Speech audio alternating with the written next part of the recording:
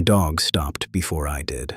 One moment, he was pulling toward the tree line. The next, his entire body went rigid. The woods were completely dark, but something was standing just beyond them. At first, I could only see the outline. Tall, wide through the shoulders. Too upright to be a deer, too still to be a person. Then the smell reached us.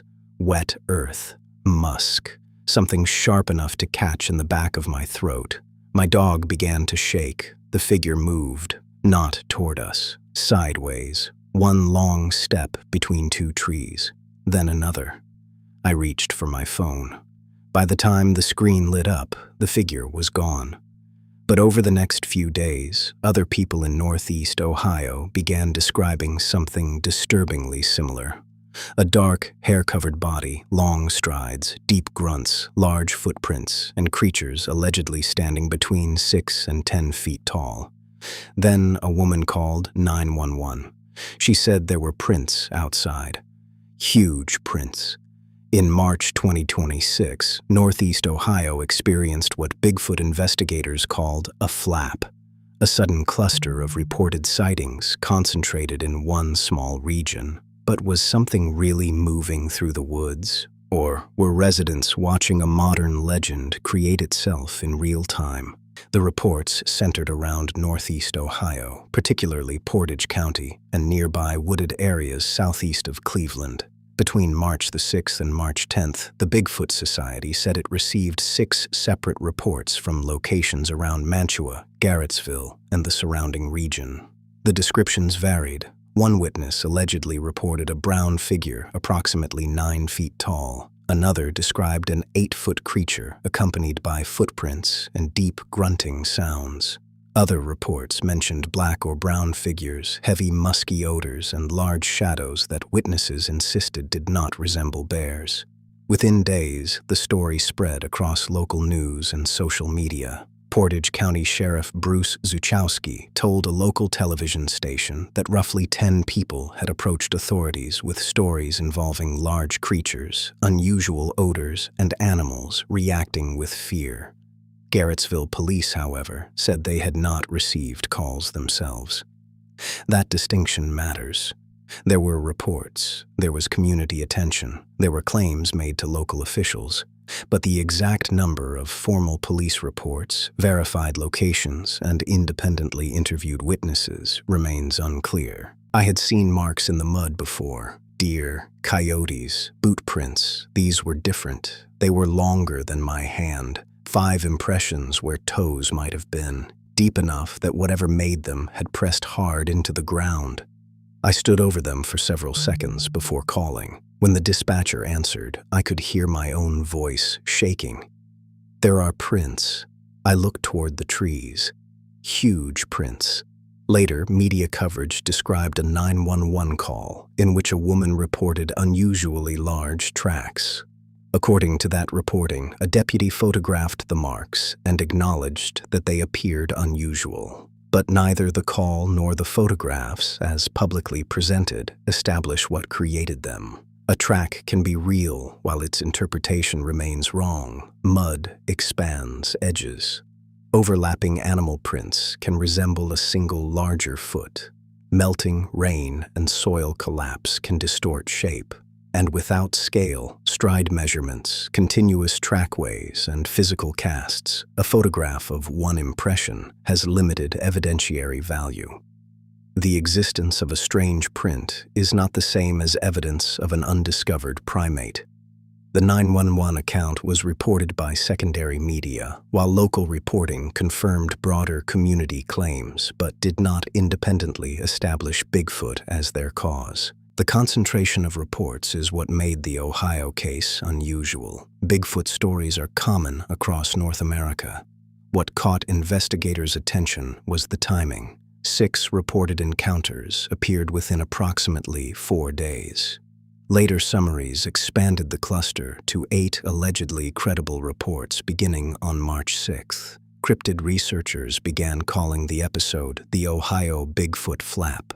The word flap is often used by UFO and cryptid communities to describe a sudden burst of sightings concentrated in one small region and time. But a cluster can be interpreted in two very different ways. Believers see corroboration. Multiple people reporting similar creatures may suggest that something genuinely unusual was present.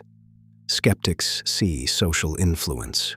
Once the first reports circulate, residents begin watching the woods more carefully. Ambiguous sounds and shadows acquire new significance. People who might normally dismiss an encounter become more likely to report it. The cluster itself is real. The question is whether it reflects a creature or a shared expectation. We were already deep into the trail when the woods went quiet. Not silent, quiet in a way that felt deliberate. No birds, no movement in the undergrowth. Then my friend stopped. There was something ahead of us. At first, I thought it was a broken tree. Then it shifted its weight. The shoulders moved independently from the head. It was covered in dark brown hair, and it was taller than any person I had ever seen. We did not wait to see where it went. We turned around. Behind us, something cracked a branch. Then we heard a low sound, not a roar, a grunt, deep enough that I felt it before I understood it. One widely repeated report involved two hikers who allegedly saw a figure they estimated at approximately 10 feet tall. Other accounts included creatures between 6 and 10 feet tall, but height estimates made in forests are notoriously unreliable. Trees obscure the lower body, uneven ground changes apparent scale. Distance is difficult to judge without familiar reference points. A large black bear standing briefly on its hind legs can appear surprisingly human, and fear tends to enlarge what witnesses remember. None of this proves that the hikers encountered a bear. It means that 10 feet tall should be treated as a witness estimate, not a measured fact. Another reported encounter involved a resident taking his dog outside around 4 in the morning. The animal allegedly became frightened by a large shadow near the wood line.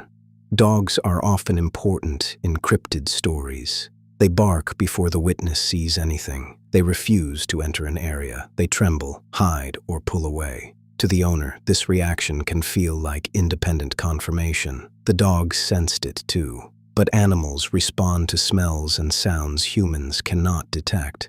A bear, a coyote, a deer, another dog, even an unfamiliar person can trigger fear. A frightened dog proves that the dog detected something. It does not identify what that something was. Still, as a human experience, the detail is powerful. A person may doubt their own eyes. It is harder to dismiss an animal shaking beside them. The early morning dog account was among the stories repeated by both local and national outlets during the March cluster. Several reports included a heavy, musty odor. Bigfoot witnesses have described similar smells for decades: wet fur, rotting vegetation, body odor, sulfur, or ammonia.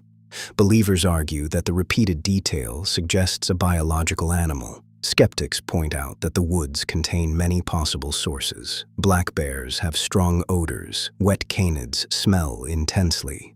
Skunks do not always produce the sharp spray people expect. A distant or fading scent may register only as something foul and musky.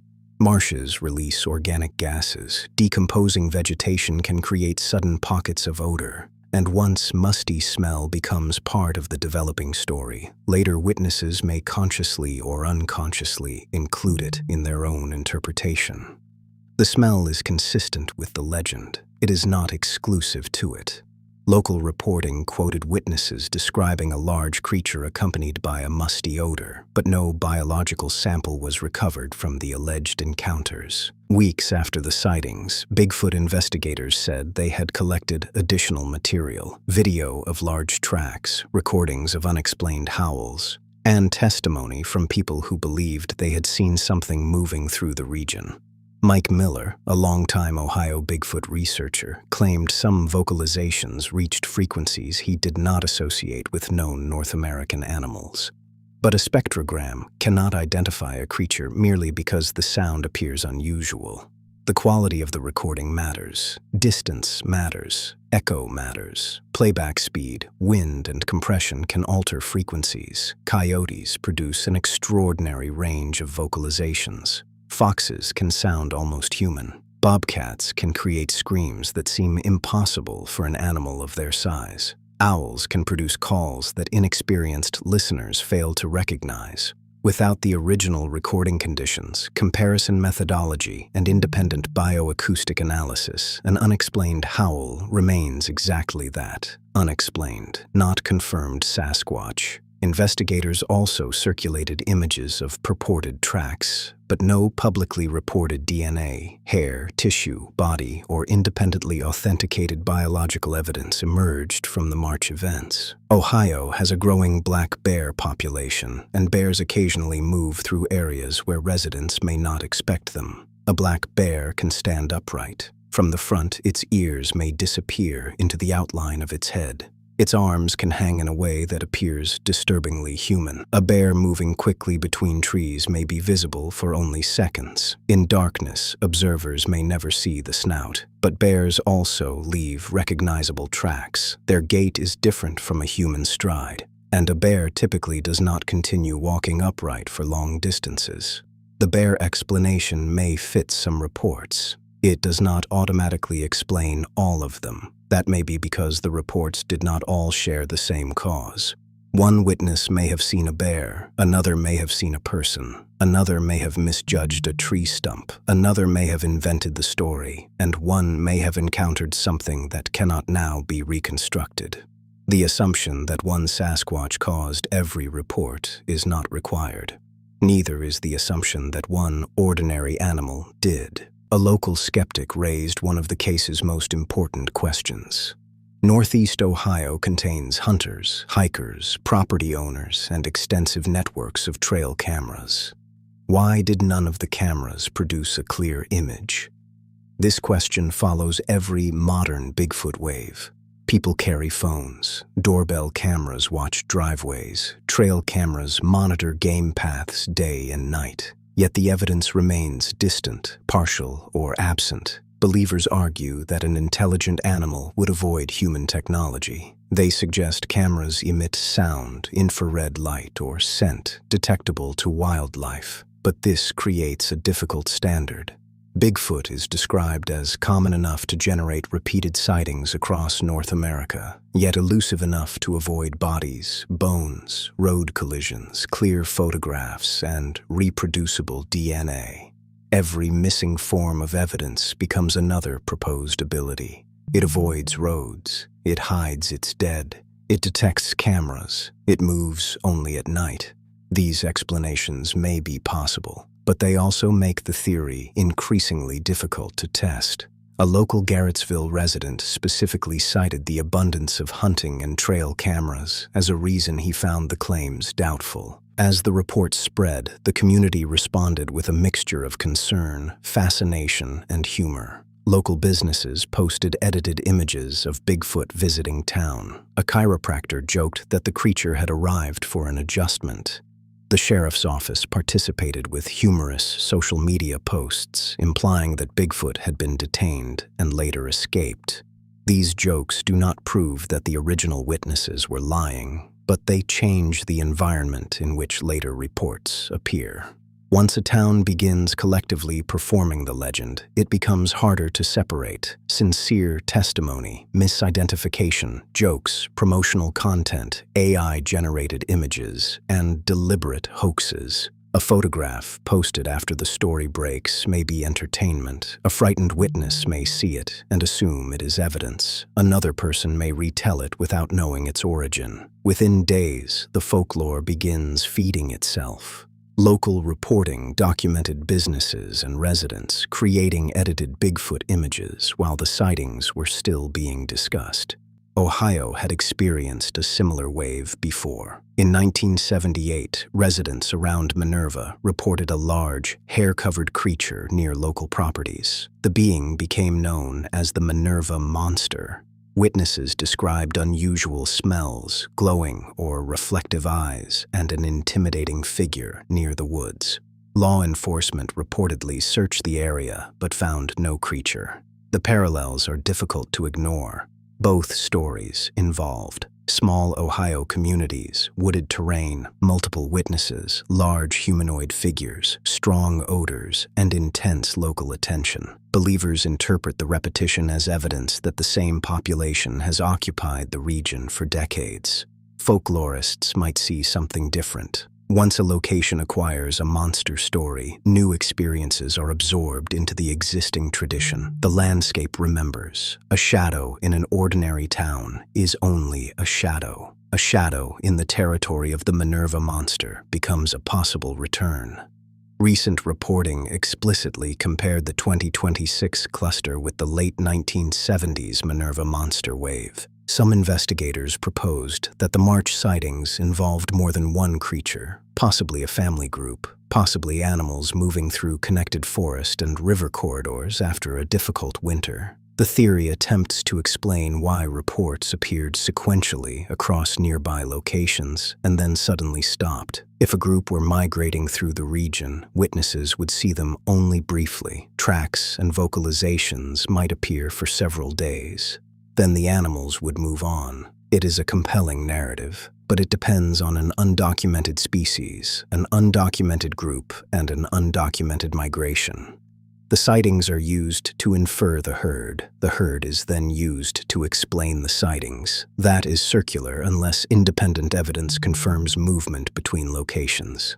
A later CNN-distributed report quoted Miller suggesting that a group may have been on the move after a hard winter gave way to a warmer thaw. That remains a researcher's theory, not an established biological finding. Perhaps the strangest feature of the Ohio flap is how quickly it ended.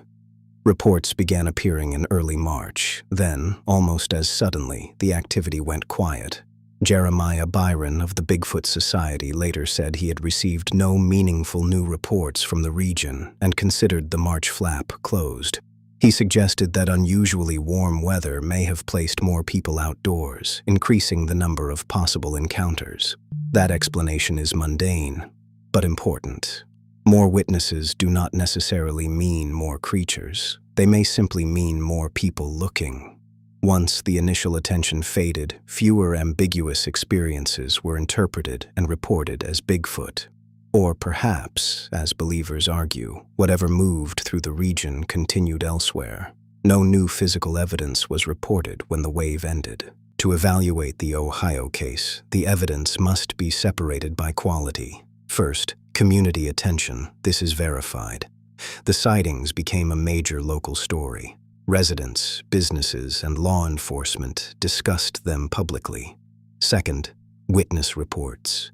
Multiple people reportedly described large, dark, or brown figures in wooded areas. Some reports included odors, grunts, and frightened dogs. But most accounts were summarized through cryptid groups, social media, or news interviews, rather than released as full, independently documented statements. Third, physical traces. Tracks and sounds were presented by investigators. Their existence may be genuine. Their origin remains unverified. Fourth, biological evidence. No confirmed hair, no tissue, no DNA, no body, no bones, no clear, independently authenticated photograph. The case contains reports of evidence. It does not contain evidence strong enough to establish an unknown primate. What happened in Portage County in March 2026? A realistic reconstruction suggests several elements working together. Normal forest sounds and wildlife misidentified in low light. A small number of unusual prints or vocalizations that could not be quickly explained. Prompt local media coverage that amplified public interest. A community responding with rumor, humor, and creative digital images. And the enduring human willingness to believe that something large and unknown still moves through the woods. None of these elements require a conspiracy. None of them require a cover-up. They require only ordinary human perception operating in an ordinary landscape under extraordinary attention. That is how a cluster of brief moments becomes a lasting piece of local lore. Long after the news reports fade, the forest remains. In Ohio, as in many parts of the world, the edge of the woods marks the boundary between the known and the unexplained. A broken branch, a sound in the dark, a heavy shadow moving between the trees. For some, these are reminders of an undiscovered creature. For others, they are proof of how easily the human mind builds mystery from shadow. The Portage County Bigfoot wave of March 2026 ended without a body, without a photograph, and without definitive proof. Yet the story survives. Because in the end, a mystery does not always require a creature to endure. It requires only a dark tree line, a cold wind, and someone willing to look into the woods and ask, "What was that?"